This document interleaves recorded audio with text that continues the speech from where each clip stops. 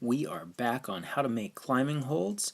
In this video, we're going to talk all about the tools that you're going to need in shaping climbing holds. So if you're new here, hit that subscribe button and enjoy. We're rolling?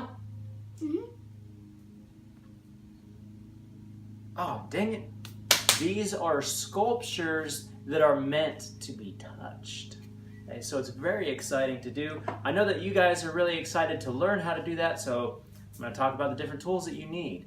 So the first tool up is a saw. Now I like to use a hacksaw blade outside of the hacksaw, and the reason why is because you can get in there and do those cuts that are necessary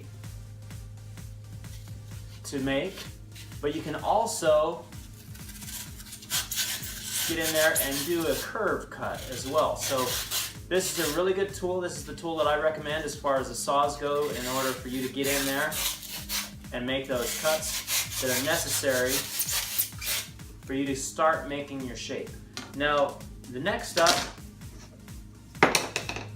is going to be a knife. Okay, so the knife is similar to your saw. You're going to get in there and you're going to cut away a lot of the bulk material to get down into a shape that you would like. Okay? Connor, my son, is behind me making these weird faces like, what are you doing? What are you talking about? I love that hole before you cut it all up. Oh, you loved it? Yes. Well, let's get it back to where it was, okay? Good. All right, we'll get it back.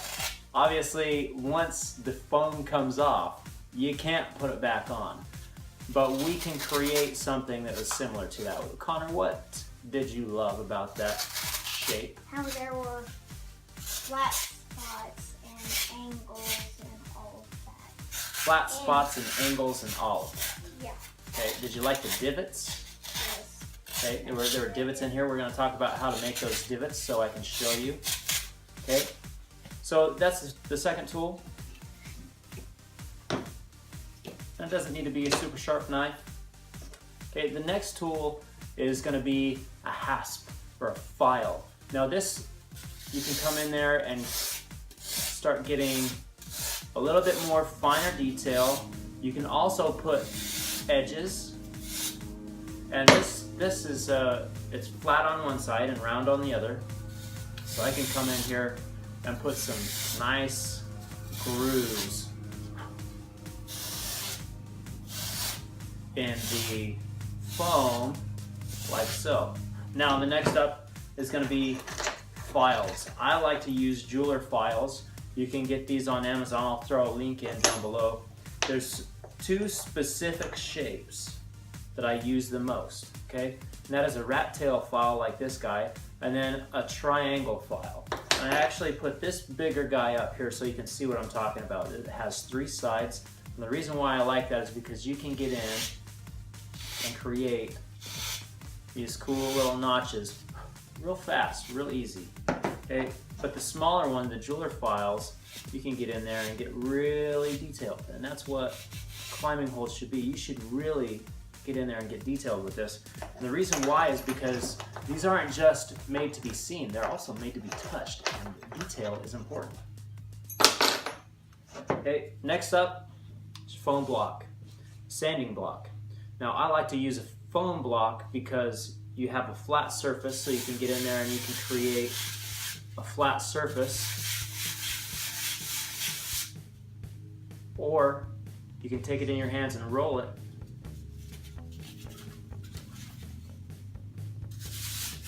and get curved. Really easy.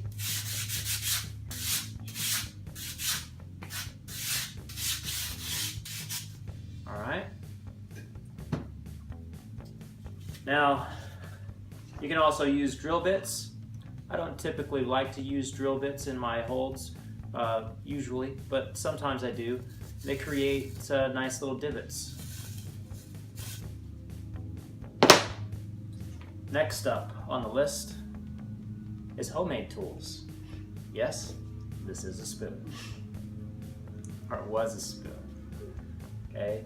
And what I do is I will carved down the edge of the spoon, so I have a sharp edge that now cuts. And then with this one, I carved away the inside so I can come in on sharper angles like this and just scrape off that edge. Now you're gonna have to come back in with the foam block and some other finishing tools that we'll talk about later to finish that up. But the cool thing about this is that you can come in and cut these cool grooves that are like perfect size for your fingers. Okay? And then you can also come in, Connor, here is your divots. Yay! I have my divots. Crater. Oh my Okay, word. you can also create smaller craters. I've never thought of using a spoon. Yeah, digging it out with a spoon. Can Okay. I try? Yeah, you can try here. No. Come right over here. And now I'm going to talk about some of the, Can I try? yeah, here you go. Shaping is good for kids. And then this cone shape is actually really helpful when you're coming into smaller spaces like these divots, or even smaller divots than this, corners, where you just need to get in there and just do a little bit of finish work. Okay? Now, guys, I'm going to have to ask you to stop because this is really, really important. The most important tool for shaping climbing holds. Okay? It is your hands. Okay? Your hands are the most important tool for shaping. They get in there, you can do finishing. So right now I'm carving down this foam. Okay? You also need to be able to get in there and feel, kind of get an idea of what that might feel like on the wall. Okay, so the touch. Okay? Hands are important. Now I'd love to see your comments down below on how important you think hands are. And I know that there's a lot of guys that watch this that have a lot of experience shaping. So I'd love to see what you think about my opinion on the most important tool. It's your hands. Now, my hands are so sharp that I can shave. If you can see here, I can shave with my hands. Are you ready? I'll show you on purpose this time. Get right in there.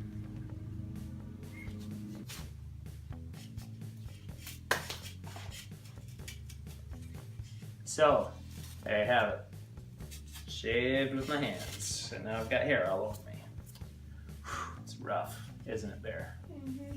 So one thing that we didn't talk about yet that is really important, and that is time. There's a lot of holds that I've seen out there, guys, that they could be great if you gave it some time.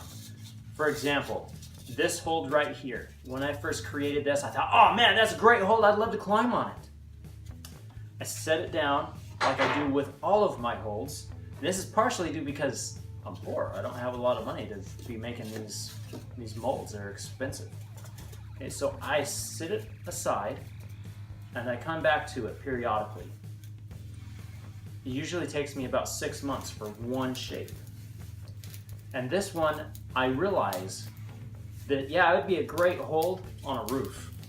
But as soon as you start to come up past that 45-degree mark, this is gonna really kind of hurt the hands. It's gonna bite down on your hands and be uncomfortable. So I now know that this hold is not gonna be a good hold and it needs to be modified. So we're gonna modify it.